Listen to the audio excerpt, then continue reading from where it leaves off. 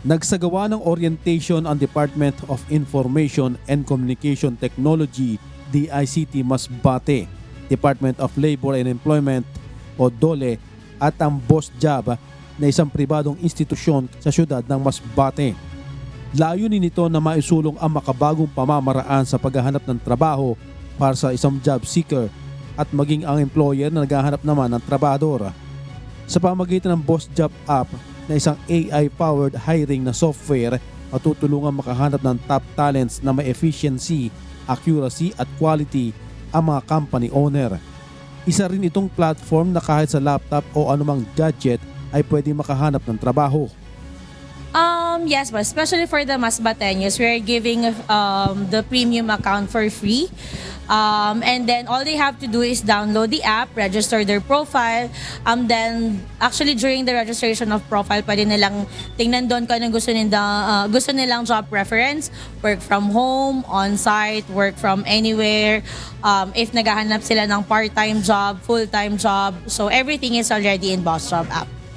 Taong 2018 nang mailunsad ang BOSJAB app na maglalaan ng mabilisang komunikasyon sa pagitan ng talents at mga company owner para maiwasan ang mahabang job application process sa pamamagitan ng direct chat.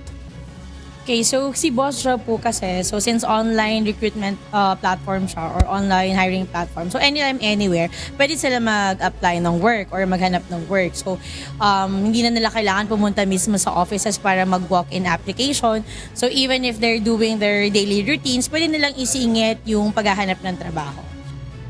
May ibibigay din na pagsasanay o lecture ang BOSJAB sa mga job seeker kung paano gumawa ng mas effective na resume at masolusyonan ang pagbagsak sa interview. Malaking tulong din ito sa mga job seeker ng Masbate dahil hindi na nila kailangan pang pumunta pa ng Maynila para sa paghahanap ng trabaho. This is a one-of-a-kind na platform, no? So we are not talking only of the typical job fair. So this will be a venue to another dimension, kumbaga, di ba? Kasi we are ang ating typical is face-to-face na job fair, online registration. Pero with this, meron pong mga naka-ready which na job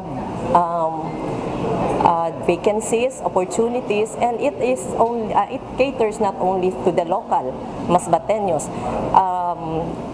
And the job opportunities is not only local but also international. Ayon pa sa DOLE Masbate, maiiwasan din ang problema sa mismatch ng job seeker at ng ina-apply ang trabaho.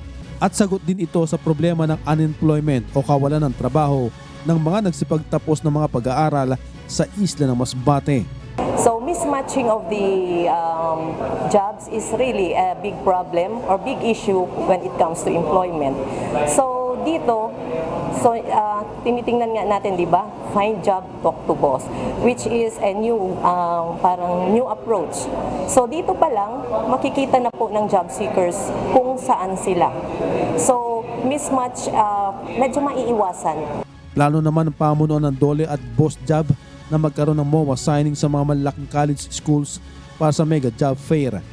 Katulong naman ang Department of Information and Communication o DICT Masbate para maka-access ang mga job seeker na maka-download ng app at sa gagawing pag-iikot sa mga LGU sa buong isla ng Masbate. Jerry Galicia, humahataw sa Balita Ngayon.